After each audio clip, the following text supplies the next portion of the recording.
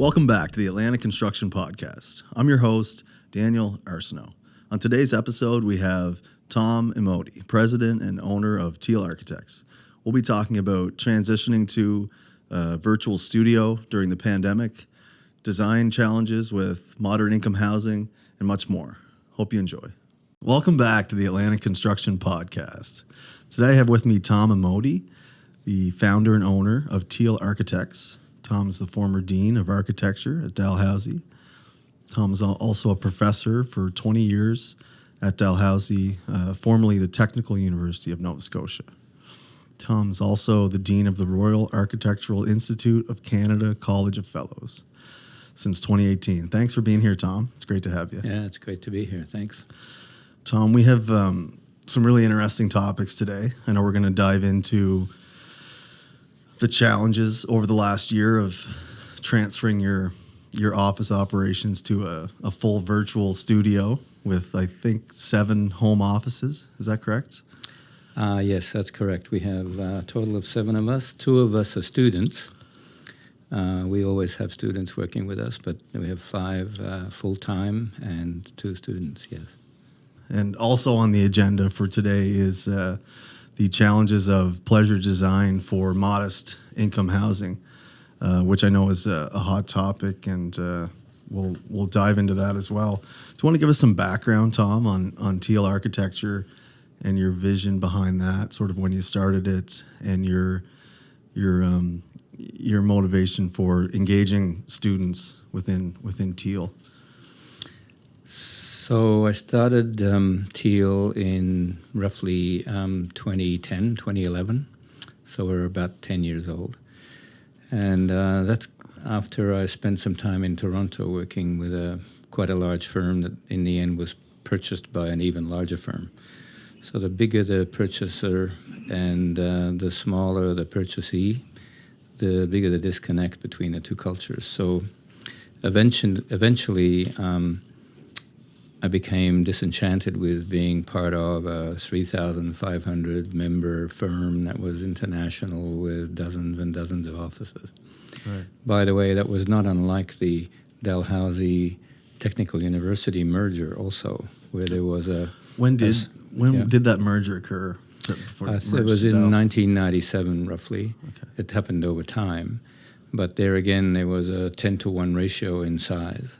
Right. And usually the larger university or the larger company imposes its protocols and disciplines on the smaller one. So having had that in Dalhousie Tons merger, and then having had it again in Young and Wright IBI Group merger, I thought that I would leave and start a small company, which was nimble and easy to manage and easy to direct, and high quality, consistently high quality, and focused on a number of things that we can talk about in a moment. But we always have had, ever since we started, at least one co-op student from the Dalhousie program.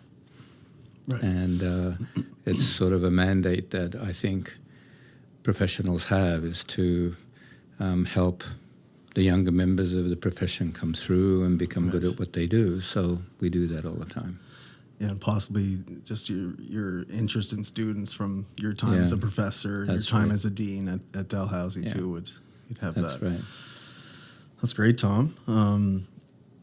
Just to continue with a little bit of the history of TEAL, maybe just on a couple of recent projects that you guys have done that are kind of stand out to you. I know you've recently completed the East Hants Aquatic Center. I think that was... yes. Yeah. Do you want to speak on that? Sure. So we teamed up with a company in Toronto, MJM Architects. And one of their directors at the time was actually someone I knew from Nova Scotia, David Miller. And they had become and are still probably the leading community pool designers in Canada and maybe internationally. And they have done dozens and dozens of outstanding architectural pieces that are community buildings, community pools, community recreation centers. And they've done won lots of awards. And what's some of the basic elements for listeners that are not architectural savvy that would go into an aquatic center? I mean, just from a basic standpoint. Well, the largest thing to get right really is the atmosphere in the building, because with aquatic centers, of course, there's chlorine, and trying to minimize or in fact eliminate the chlorine from the air that you breathe, and to get the temperature and the humidity constant and comfortable everywhere in the building is the biggest challenge, really. And if there are many pools, different pools, and they have sort of slightly different concentrations of different things. So the mechanical systems in a swimming pool and the electrical controls of all the mechanical systems you'd be surprised. If you go in the mechanical room, it looks like a spaceship. Oh, yeah. And it's not only a challenge design-wise to kind of like make all that go away so you don't see it, but also to make sure that it operates in a seamless fashion so the owner-operator has the least amount of trouble just kind of controlling that whole environment. So that's the biggest challenge, I think. There's a couple of elaborate skylights in that one as well, is there not? We had skylights in that, but in the end they were not. They got eliminated during the value engineering. Right. But we had some lovely skylights that were supposed to be icebergs. Sorry to bring that up, Tom. That's one of the sorrows of that one. But it turned out well, even without those. Right. Yeah. Right. What about you guys do a lot of work in Nova Scotia, obviously, but other provinces as well. I know recently the George Street Bar in Newfoundland, is that correct? Yeah. What was that, 2016? 2016, 17, I think, we did a number of projects. We had a client in St. John's, and he was building restaurants and bars, and we ended up with the George Street Bar. And actually went to a couple of concerts there after it opened. Right. It was a pretty successful space. Yeah, actually. I've seen some photos. It looked like there was lots of architectural millwork and woodwork. Looked amazing. Well, the whole thing is one big wood cave, really. Yeah. Yeah, it's really neat. Yeah. I'd like to bring up one more thing before we dive into the our main topics, just because I know we're gonna have some great discussion there, and we could talk for days on those things. TEAL is the recent winner of Atlantic Woodworks Architect of the Year, 2016. Yeah. And I know that wood design is, you have a huge passion, ambition for wood construction. Mm-hmm. And I know that's going to open the door for lots of talk, but maybe just as brief as you can, just talk about what's behind that. What's behind? Because I think TEAL was first to apply for a building permit for a 6-story wood structure. We did apply, yes. In the end, that particular project did not go forward for a number of other reasons, but we did apply. Well, we got the Wood Award when we were doing a CMHC, a project in which CMHC had awarded the owner an innovation fund, and we were experimenting with modular wood construction. And the sort of summary of how that was going to go forward was that we would be combining and kind of integrating 3-dimensional modules they were like complete cubes, if you like, right. With single modular panels in a sequence that would minimize construction time and also optimize construction cost. Now, there's a lot of interesting background to the cost part of this. So if you build 3-dimensional finished modules in factories, which is what, for example, Kent Homes does, then the competition on site for all of the trades, just for example, drywalling or electrical work or all of the different trades, that competition is reduced, if not eliminated, because all of that goes into that factory environment. Everything gets wired and plumbed and drywalled and painted in the factory. So the best cost that you can achieve is when you have bidding with competitive tenderers for all of the trades on site, and not a dedicated crew in a factory. On the other hand, you can really minimize time, because if the three-dimensional modules arrive on site and they form part of the structure, then you're not there framing out in the winter, which was one of the things that we were trying to eliminate, is all the framing time and framing costs associated with winter. Scheduled benefits. That's right. Yeah. So there's a big savings there. There's a big savings on the time side. And then we were trying to find that optimum line where we could save enough on time, but also save enough on the competitive trade bidding for all of the trades on site. And so that was a very interesting learning exercise that we gathered a lot of kind of knowledge from different trades and different contractors, and some research that we did on our own. Very nice. Yeah. Very But nice. the other part of that wood fascination or passion we expressed in the roof deck at the East Hamps Aquatic Center. So the East Hamps Aquatic Center pool hall, a major room with all the different pools and a big water slide in it, has a nail laminated roof deck. And so we were able to work with Bird Construction, a contractor, who put together a local, small, young team of carpenters led by one of their most experienced carpenters, and made these wood panels that would be handleable by 4 men, could kind of lift them. And there were 170-odd panels in the end of the day. And they're all 2x4s laminated by nails, basically.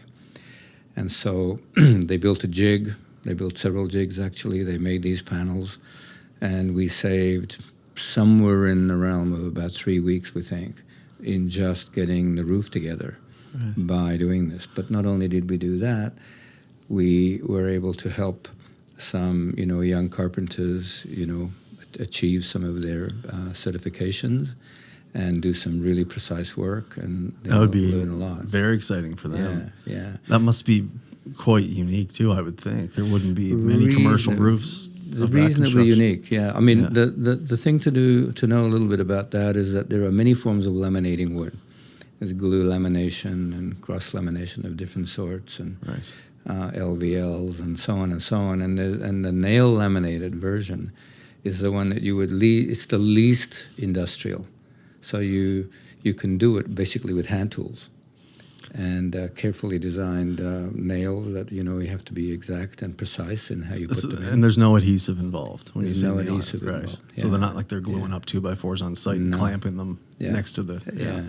Not only is there no adhesive involved, there's no, in the end, there were no stains or any other applications to the panels. Right. And this is panels that are in a really humid, warm environment in the pool hall. So it's locally grown wood, locally manufactured, locally milled, locally put together by local, younger carpenters. It's all local economy, which was one of the nicest things about the whole thing. Wow. Yeah. That's amazing. Yeah. I guess we should dive in to the topic of transferring your office operations during this past year into full studio environment with all of your employees from home, and just the challenges of... I'm interested to hear like how long that shift took, and obviously with the initial realization of the impact of COVID, when that decision needed to be made, and then from that point, how long was it before things were kind of efficient with communication? Because with an architecture studio, you're dealing with creativity, communicating that. It's not as simple as messaging and even video conference calls. So I know that you've come a long way with that, and you're really happy with how things are going. I think even our listeners outside of the construction industry, certainly anyone with a company in an office atmosphere would love to hear how that went for you and how that kind of played out. So. Mm-hmm. Well, I guess the lead-in story is COVID hit in March 2020. We had a lease that was in a downtown office building until the end of July. So we had all those months. We had to shut the office. We had to shut the studio down. Everyone went home. And we had a room in, 15 to 1,600 square foot studio where nobody went for all those months from March to July. And then the lease was up, and we thought, well, what we could do, given the circumstances, is, see whether the landlord would allow, since we had paid all this money anyway and not really used anything, whether we could get some kind of a favorable rent going forward. And, of course, that didn't happen. So we looked around. We couldn't find anything that was better or less expensive, or better and less expensive. So we took the decision to basically take everything in that studio, put it all into a 12-foot by 24-foot storage unit, save tens of thousands of dollars a year in rent, and everybody worked from home.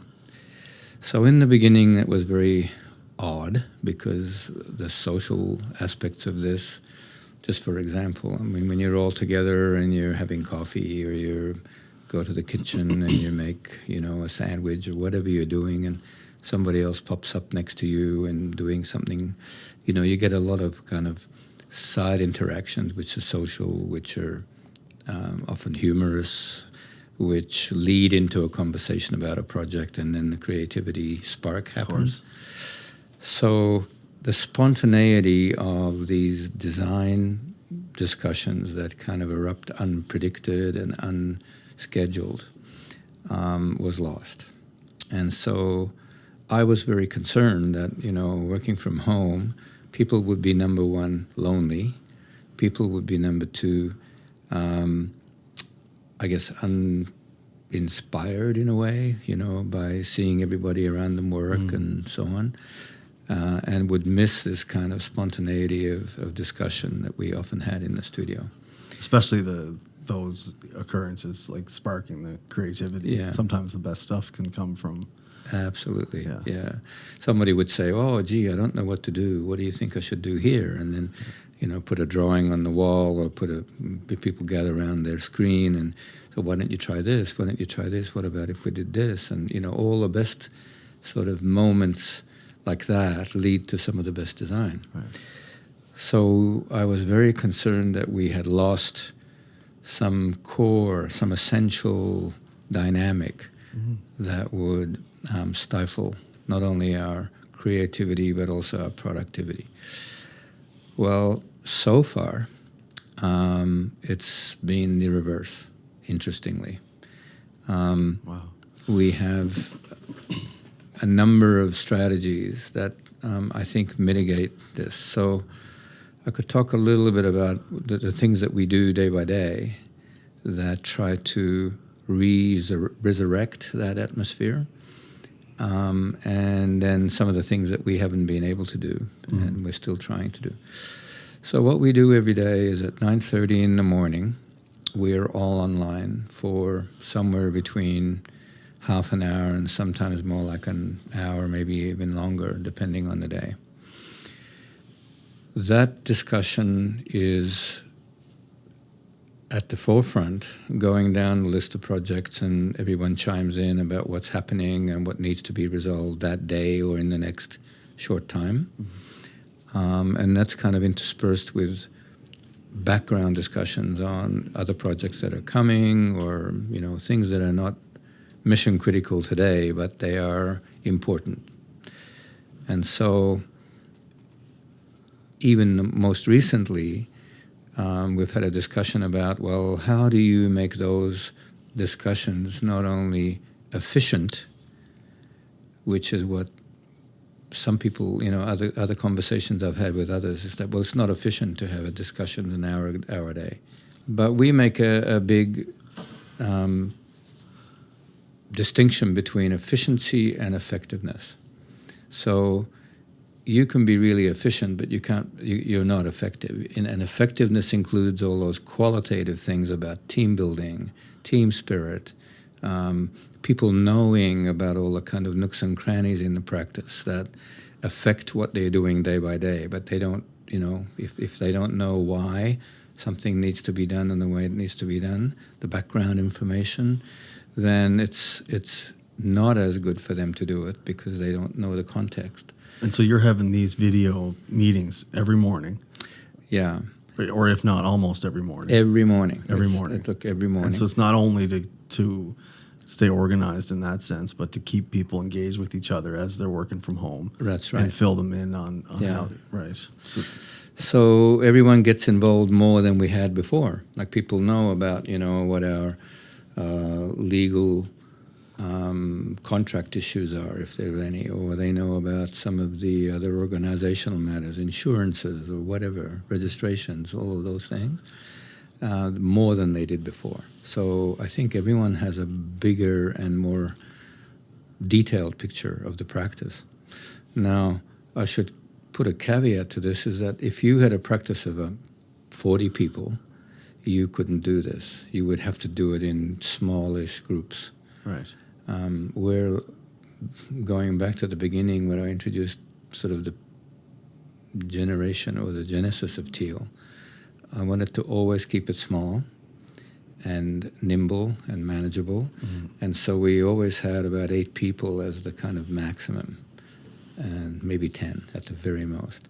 So I think you can do it in these smaller groups much more easily than you could if you had a firm of much more 40 complicated people. with. Yeah. But I think there's something to be said for that from a business standpoint, even though, yes, the size of the company needs to be small for that to happen. You might think once a week is enough, and we want to, not have too many meetings. We want people to be efficient. It's an hour of time they could be working on something else, but maybe you're tapping into the psychology of not being present with each other every day, and by starting the day that way in the morning. So there could be something to be said for that, and on that regard too. Well, I actually think that the team spirit has become better, which is something completely different than what I was expecting. And people have commented in preparation for this podcast is that, it's the social opportunity of the day to, crack a new joke you heard, or, tease someone about something or whatever, and that's all very nice. There's some really nice human exchanges going on. Yeah.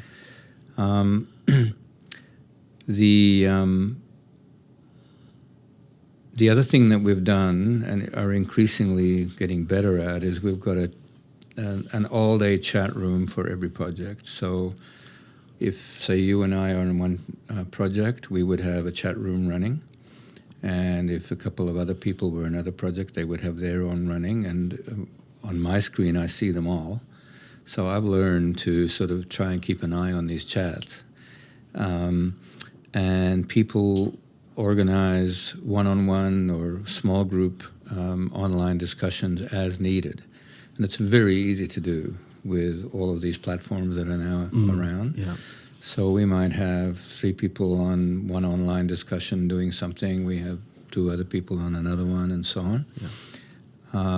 Happens all day. You refer to them as chat rooms. It could be breakout rooms, or it's just small groups of people, and the technology's there throughout the day for them to jump on. That's right. At any point. They usually do it textually, or we do it textually. There's a conversation that goes back and forth and say, well, hey, let's look at your drawing. And then somebody sends somebody an invite, and we jump on whatever, GoToMeeting or Zoom or whatever. Yes, right. And then we can share screens and share cursor control and, point to things and so on. So GoTo and Zoom, and then when you're in those rooms and you're wanting to be collaborating creatively with sketches and drawings, you can allow, everyone knows about share screen at this point. Yeah. A pretty common term these days. But you can also give them control to draw move the cursor, communicate that way too. Yeah. Drawing is less common yet in our team, and we're trying to work on that more. Right. And there are other platforms that allow drawing more easily than to go to a meeting, for example. But cursor control is easy. Switching back and forth between your image, my image, the next person's image is easy. Screenshots of the images with, you can certainly mark up your own drawing and then take a screenshot of that. So that happens a lot. And they're marking that up. They're not sketching that, scanning it in. No. Like they're marking that up with the program online. Yeah. Right, so we're doing all of that. And it's interesting because some people in our small company have family obligations. So they love working from home because they'll have to look after children, or they have to, one of our team members is, a very, very highly, a very high level member of an athletic team, a rowing team, and trains every single day, and the training schedule changes with seasons and so on. But, she's training 4 or 5 hours a day. So she can manipulate her work hours around her training schedule as long as we have this meeting.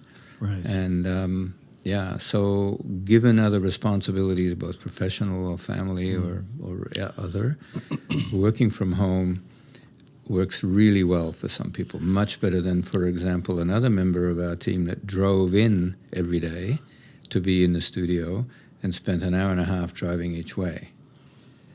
So her efficiency, if you like, is incredibly better now.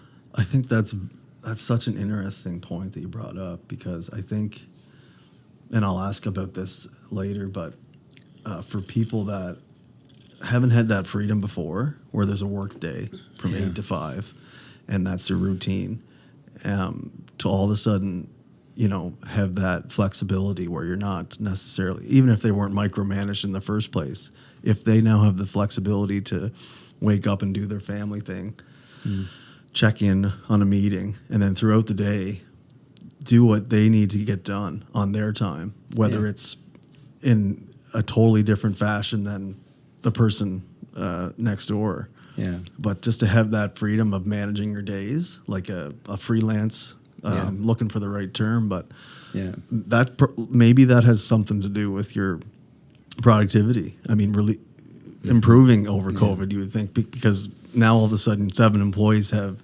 that work day as opposed to what it was before, and they're flourishing under that freedom. They are. We have one rule, which is that we do set deadlines, and we absolutely meet deadlines.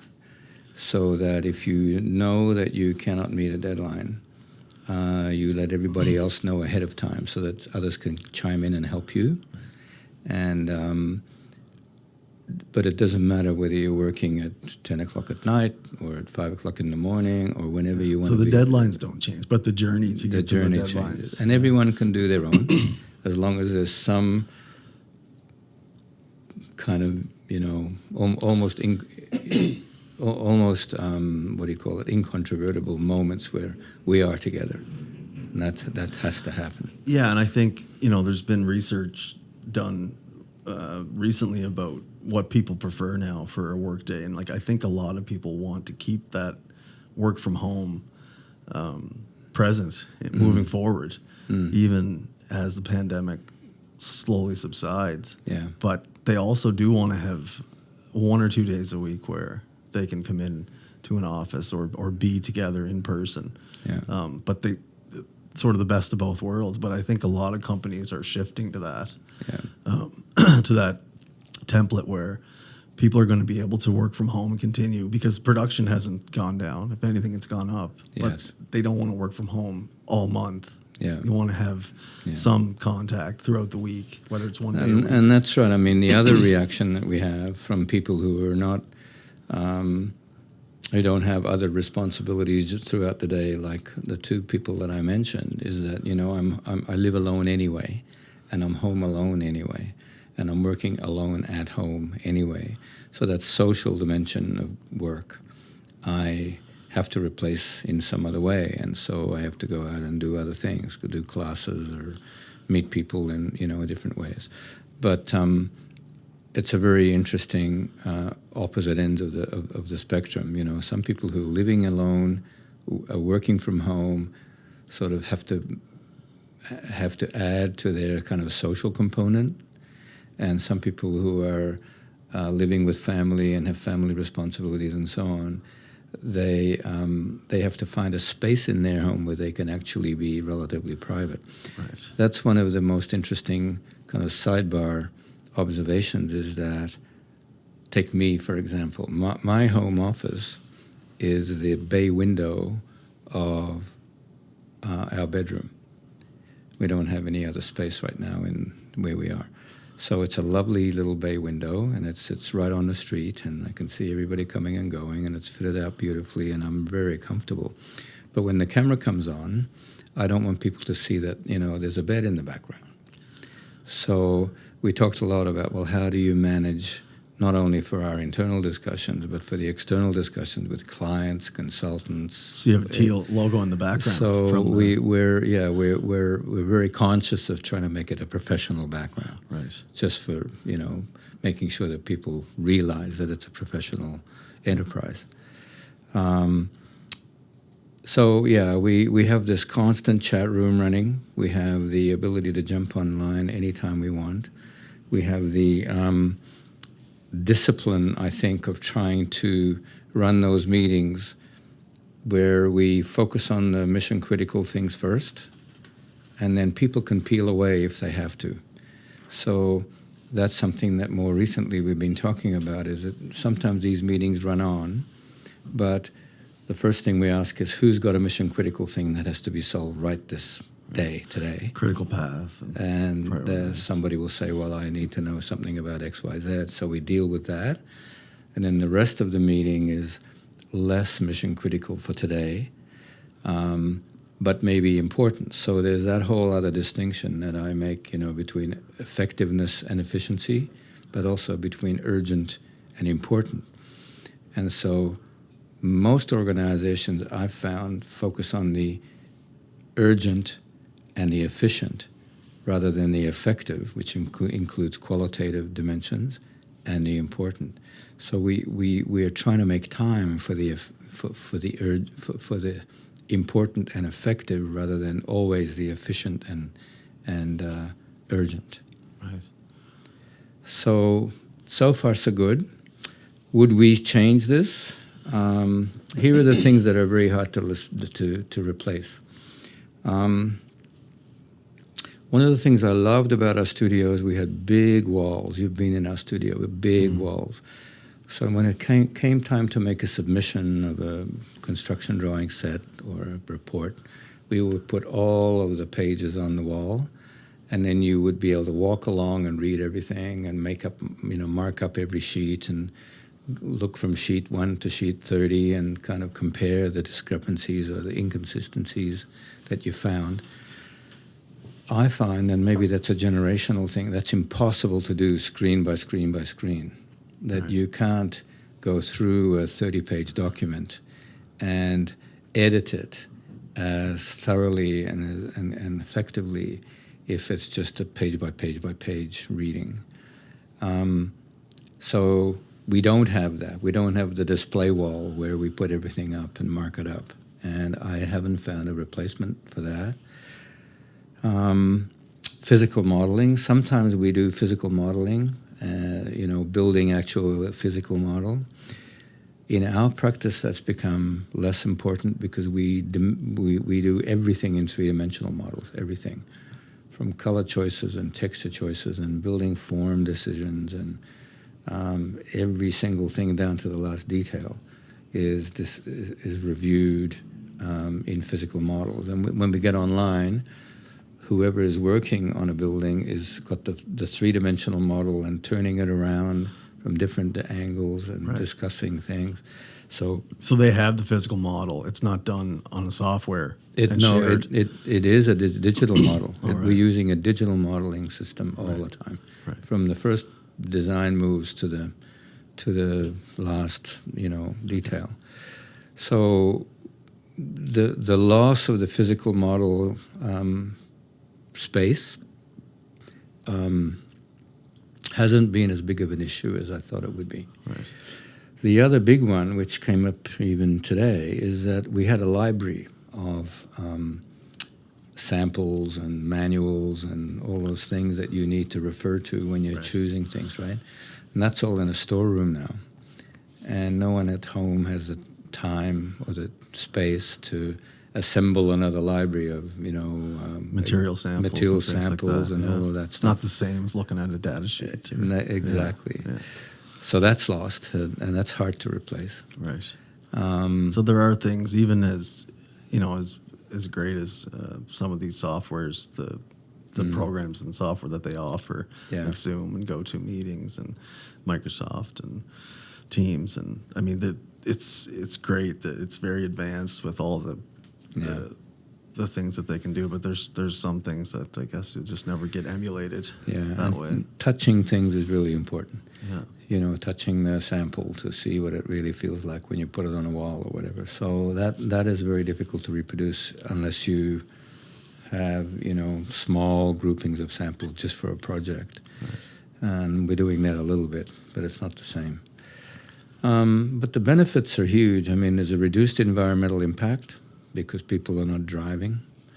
There's much better flexibility, like we talked about, for people to spend their time taking care of family business or other things. There's I think, the potential to do this in such a way that you get the best of both worlds. So our next steps are likely to be to try to find a meeting room only, just a meeting room. Maybe share that with another studio. Right. And that would be our venue for getting together face-to-face. Mm-hmm. But most of the time, the actual work would be done at home. But the meetings would happen face-to-face as needed. And that's the direction. That's the kind of hybrid model. Yeah. So it's safe to say TEAL's not going to return to the old model even after the pandemic. Probably not. No. Not I think in a the lot same of other way. businesses are in that same boat, that same forward thinking. Yeah. And it's funny, I mean, now when people call me up, and it's almost a apology to say, well, we don't have a studio. But I've stopped being sort of embarrassed by it because I think it's going to be more and more the norm. We thought of, you saw in my notes, we thought, one of our people suggested having a mobile studio or a mobile meeting room. They're referring to the Breaking Bad RV. Yeah, that's right. Are you a fan of that show, Tom? Yeah, but we have a little RV. It's not big enough, so yeah. Well, that's great. It's it's amazing to hear how that's transpired, and also amazing to hear how well it's gone from that transition. It's really something. And I should probably, as a footnote, add that the personalities that you have in your team would probably be part of the success of this. We've managed over time to get together a team that really respect each other for each other's strengths and really like each other and get on as friends as well. Has that happened all organically, or is that partly in the hiring process, or how does that transpire? Because I think that's pretty important. That's really essential. Yeah. It's happened more organically than not. I mean, we've been always very aware of it. Mm-hmm. But the team that we have now is probably by far the most collaborative, supportive, productive, positive group that we've ever had. It's great. So, what would you say, as the owner and the visionary of the company, is there any key elements that you've had front and center of mind for that to happen the way it has? As far as affirming each other and just the positive attitude and creating that work environment that, that's an important thing in a lot of people's lives. Their work life just isn't where it should be. And, a third of your life you're working. Yeah. 1/3 you're Or asleep or more. Yeah. And you get some personal time in Yeah. there, but if work life is not going well, it's Well, we've always some wisdom focused on, for us. I'm not sure how to put this in the best possible way, but people who are really good at what they do but haven't yet reached their maximum potential. So whenever we're trying to get new team members, we want someone who's really good at what they do. So somebody who's got the sort of quality of experience that really demonstrates that they're going to make a contribution pretty quickly. Mm-hmm. But also somebody who's got ambitions to go way, way beyond, and we can sense the capacity for that person to grow way beyond. Right. And our whole management philosophy is to try to open every door for everyone to reach their absolute maximum capability in what they do. And it's never like train stand them in the way. well enough so that they can leave your company, but treat them well enough so that they won't. Well, train them so they can own your company. Mm. And so that's been my hope, is that we find this team that is going to just basically end up owning the firm. And I can do less and less because I'm not the youngest guy. And that's the around. model as well, right? Yeah. Everyone that's working with you. That's the hope and the model, yes. Yeah. That everyone will end up owning this company. And, I do less and less and they do more. And, in the end of the day, I'm almost twice as old as some of the people in my team. Right. Yeah. But that's no better way to incentivize and keep the motivation up and also inclusive, feel part of the team. Everyone's very aware of their role. Yeah. All those things. Yeah. So we're on the way. It's a work in progress, as always. But this silver lining in this terrible pandemic, and it's just a terrible pandemic, and it's wrought havoc everywhere it's appeared. But the silver lining in that it's really, I think, speeded up a cultural process of working at a distance and being able to do that really well and not lose any quality in doing that. Right. Yeah. Right. Let's dive in, Tom, to our main topic, number 2, with your and TEAL's long-term commitment mandate, your mission to bring the highest quality of design to a very difficult arena in modest cost housing. Yes. That's a big topic. Obviously, with some of the government legislation, and we're going to see, when we have seen a lot of things happening in that realm for modest income housing, and you've been part of maybe 5 or 6 over the last 5 years. I think you just finished one or starting a new one soon. We've finished a couple, and we're starting, more than one, a number of new ones. Yeah. And it's just a huge challenge in that you have the budget, it's private, and you have the government involved with the funding, and then it's up to you as the architect to sort of design these buildings that are going to be comfortable in so many different ways, so many different variables take into perspective. Mm-hmm. So I guess we'll just open the door because I know you have lots to say. Well, we do. I mean, some of our work is modest cost housing, modest income housing.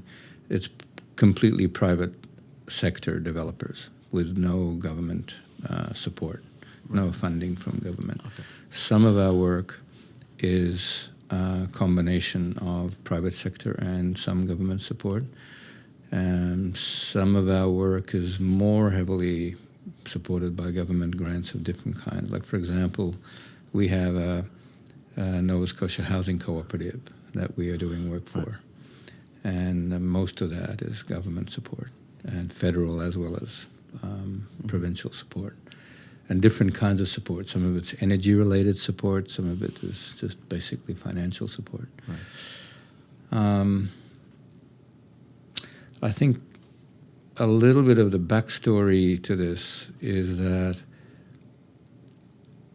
I think that architects in North America, and certainly in Canada, and certainly in Eastern Canada, are working in a cultural and social context in which design is really not valued. Not valued in the way that I think it should be.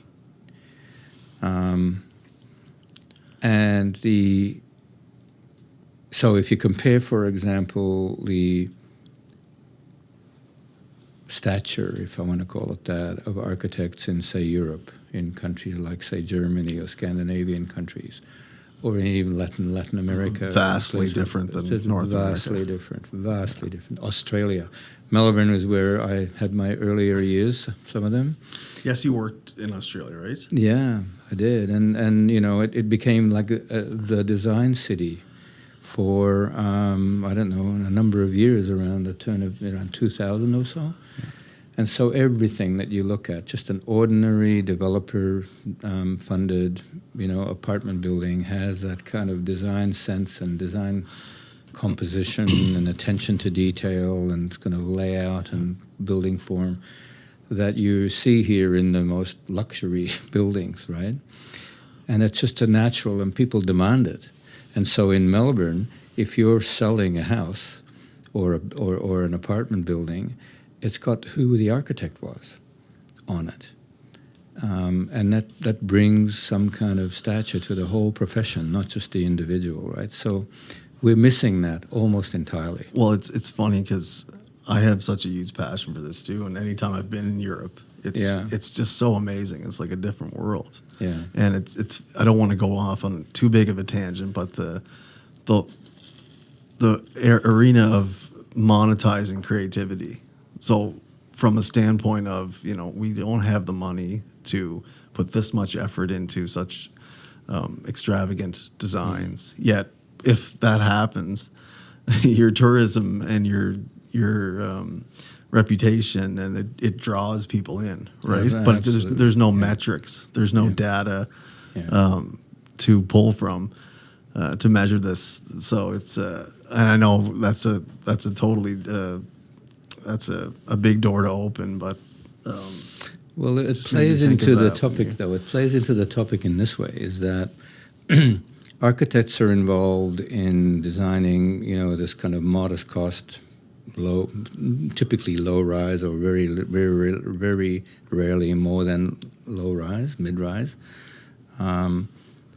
by the owners who reluctantly, because they're forced to, hire an architect.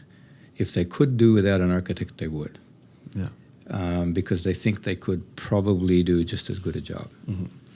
Without any of the background that architects go through. I mean, the architectural education program to become a professional architect is about 8 to 9 year journey.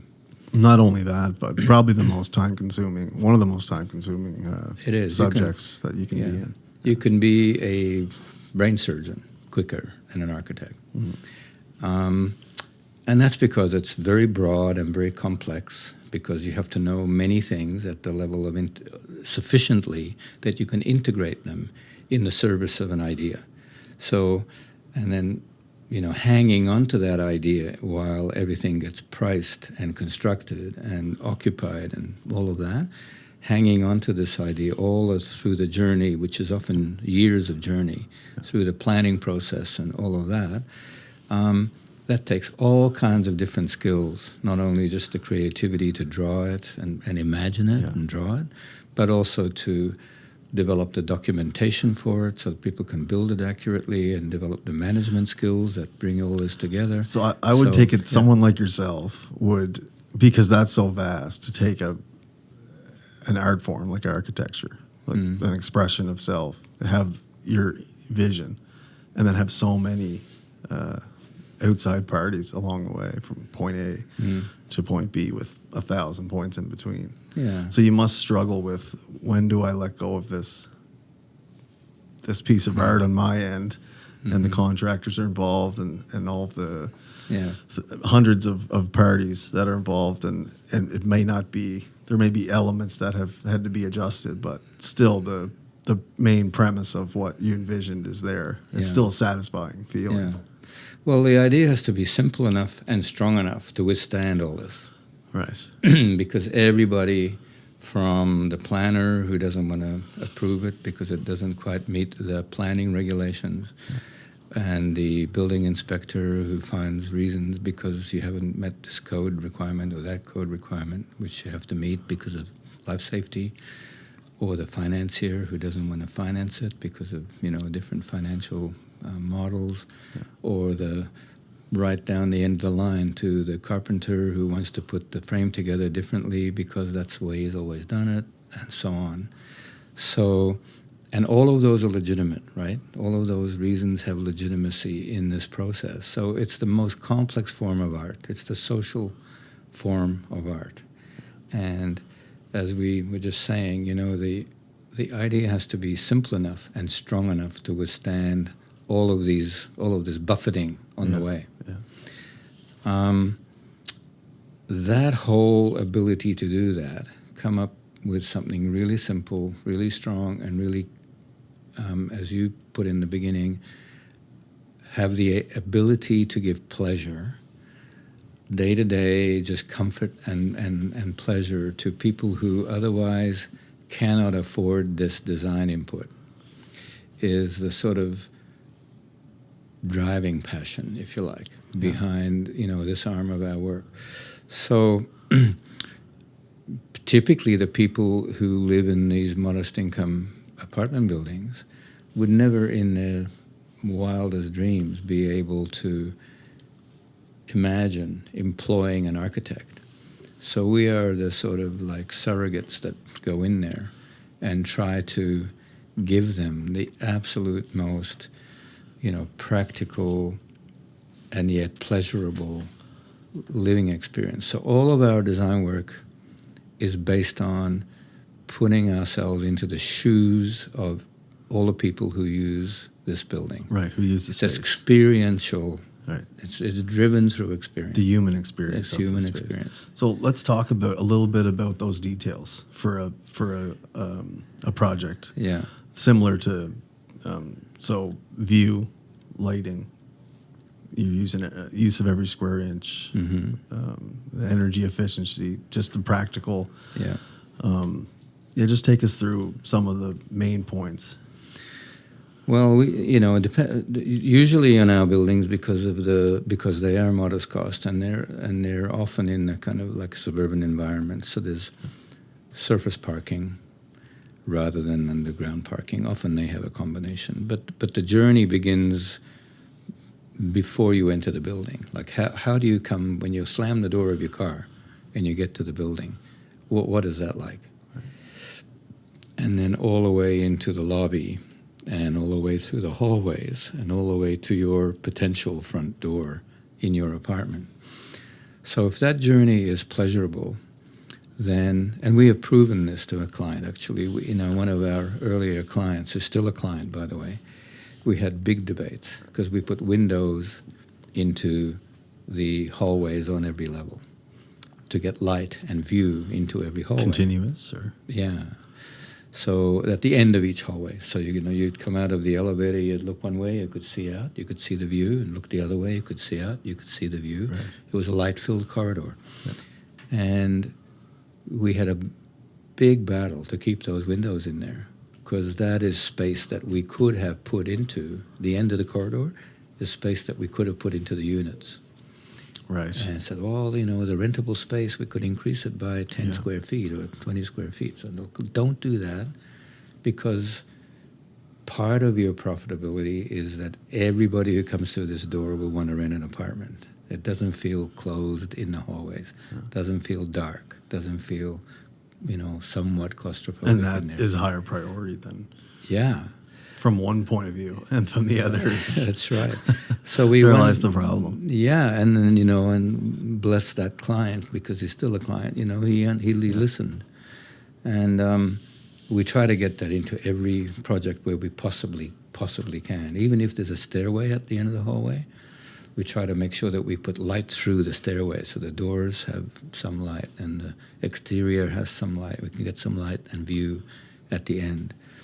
So those are some simpler ways whenever you're boxed in and you have tight boundaries for That's creativity. right. That there's a sort of a database that you go to creatively we can still accomplish some pleasure aspects here. Yeah, it's a human thing. Humans move to the light. So when you enter your apartment door, you should be on a line of movement that takes you straight through this dwelling to a window and out to the light. And that is a principle in every single room. So when you enter your bedroom, you should be able to open that door and be on line to a view outside. It makes every room feel bigger, even though they're tiny rooms. Sometimes they're tiny, as the bedrooms are so tiny you can hardly get to bed in, but it should feel generous. Yeah, that's funny. I was going to bring up one of the things that you're lacking now with the virtual studio is you don't have the nice view, which is similar to the view we have here now, right? Because that's also psychologically kind of, it is, your work day, and you're able to look out and you're not boxed in. I've always found when I've been offices that have a nice view, just a little bit more clear-minded and I mean, mental health factors in with all that stuff as well. Absolutely. So that's one thing, making sure that there's the generosity of space that's maximized, and the light and the view, if they can get the view. So I was just working before I came. I mean, we're doing this kind of big suburban apartment building complex, and we have to have on-surface parking because there's just not enough space to put it all underground and not enough money to build several underground stories of parking. So how do you make a big parking lot of 150 cars that's out of the view, that you're not going to be coming... And you have the acreage on the lot to work with for that well, as well? Well, in this case, we happen to we have just enough. Right. But, we always find ways of tuck that stuff away so it's not the first thing you look at. It might be in your view at the side, but it's not the main thing. So you have to organize the site in such a way that, the experience from the bedroom is as important as the experience from the highway, from anywhere. Yeah. The other thing, of course, in very tight spaces, and these are almost always very tight because of the economies that are involved, is storage. So how do you maximize, as you were just saying, every square inch of space, yet keep it open, yet keep it light-filled, yet keep it generous. So we're pretty good at doing that. We're pretty good at trying to find flexibility. So, that kind of second bedroom that you often find and that has no windows, we avoid that if absolutely at all possible. So, that second room, which could become a bedroom or a dining room or an office or a guest room or whatever, right? That has to be really well located to ensure privacy for everything else, to ensure that it gets some light as well, even though it may not be right on the front, to make sure that it's got access to things like the washroom and other private functions without disturbing the entire household if it wants to be a guest room. Those kinds of things we pay a lot of attention to. The experience of the guest, the experience of the child who might be so. 2-bedroom units, just as an example, have two fundamental ways of being done. One where the bedrooms are all together, where the acoustics are more difficult to control, and one where the bedrooms are separated by the main gathering room. And so we try to mix that up so that, if a couple has a teenage son or a teenage daughter or, some teenage children, then they can be on different sides of the apartment because there's more acoustic and other privacy concerns usually in those families. As you're talking, I'm thinking about the statement you made earlier about how architecture is the toughest art form to execute because it's so social and there's so many different. Yeah, it's I think as you delve into it, it's I think it's hard for some people to appreciate how difficult that would be. Not being in your shoes. And that's the joy of it. I mean, I love the complexity and being able to try to find a simple line through it that guides everything else. So, And on top of all that, with your with all the human experience and the design for that, you're thinking of things as well, like healthy materials and energy savings, sustainability, carbon footprint. Yeah, all that stuff. And I mean, that's becoming more and more, I wouldn't say normal or typical, but it's certainly more and more demanded even by the code, by the building code, and by the energy code, and by other regulatory, access for disabled people, just for an example. It's built into the Nova Scotia Building Code now in much bigger ways than ever before. So those moderate income housing projects that you have worked on and are working on have high specs for disability. Yeah, absolutely. Yeah. Beyond what the minima are. Right. So we think about all that. And, there's a lot of issues around security, privacy. Security is a big one now, with all kinds of digital ways of making sure that buildings are secure. So when you're doing buildings that have more than, a lot of our buildings have, one building that we're doing actually has 4 different functions. So there's a floor that's a hotel, there's another floor that's for small, very small units, another floor for kind of more, not modest income, but much higher income units, another floor in the base for commercial. Right. And so everyone's using the same elevators and everyone's using the same lobbies and so on and so on. So how you design the security, how do you swipe in or swipe out or code in or code out or all those kind of issues. All of that stuff is thinking all that through is even your options in the rooms for pocket doors and barn doors, sliding doors, anything that takes away that swing, eating up square footage. We're big fans of non-swing doors. Right. Yeah. And so the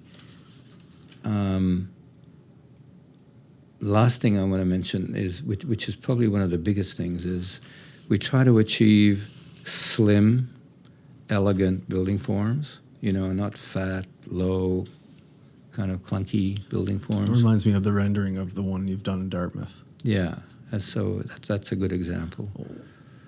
What's the name of that again? Bryony House. That's right. Yeah, that's just under construction, just being finished. Yeah. Which is that shelter building for women and children escaping domestic violence. And we have this sort of passion for memorability. Like, you should be able to remember a building somehow in a simple 2 or 3 word phrase. Right. It's the building with whatever. Gotcha. And so we always try to put some signature kind of a design theme into a building that's memorable, even though the materials are not expensive and everything else about it is kind of modest. It's kind of like finding that, that analogy, the best dressed person has a black suit with one piece of jewelry on. Right. So what's that jewel in this thing that we'll remember, that everybody will remember? Yeah. Nice. So that's the way we go about it, and we've been very, very lucky in some ways because we've got repeat clients in many of these projects.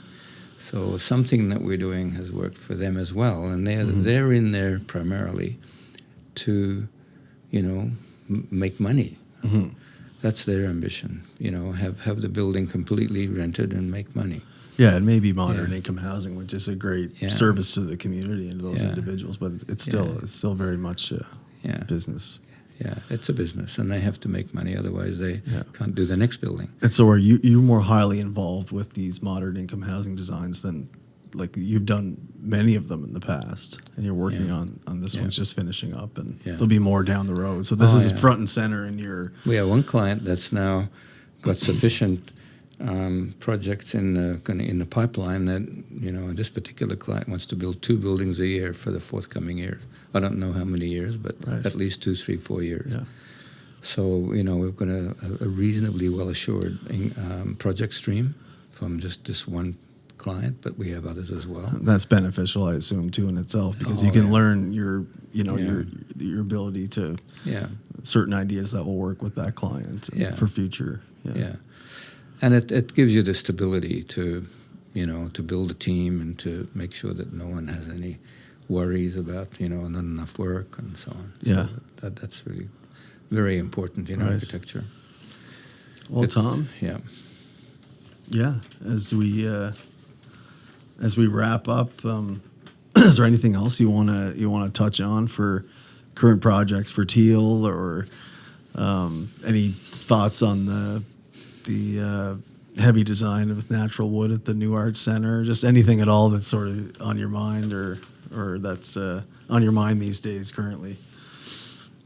Well, the wood is one. I mean, we're really passionate about using wood and using wood well, and using wood in a way that's not only because it's wood, but because it's the thing to use. So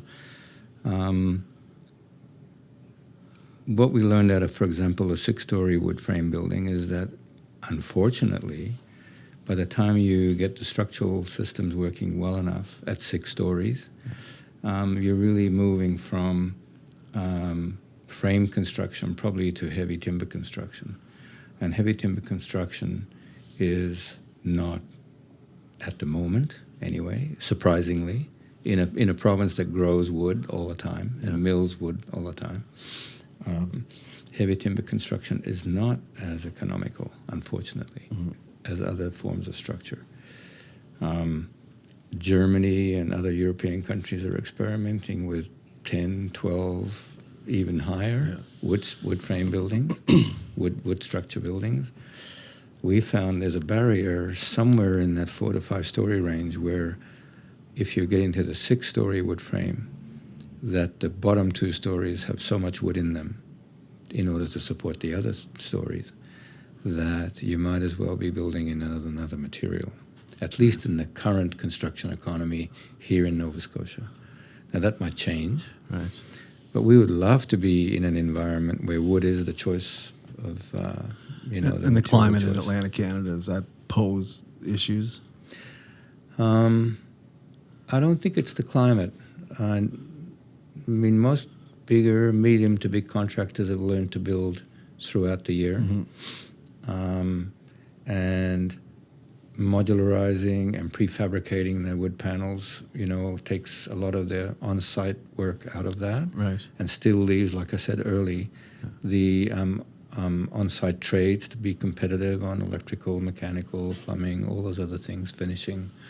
So if you can get the structure up and weather tight enough, Right. then and that could be in wood. And the barrier right now that I can see is a twofold barrier in the wood. One is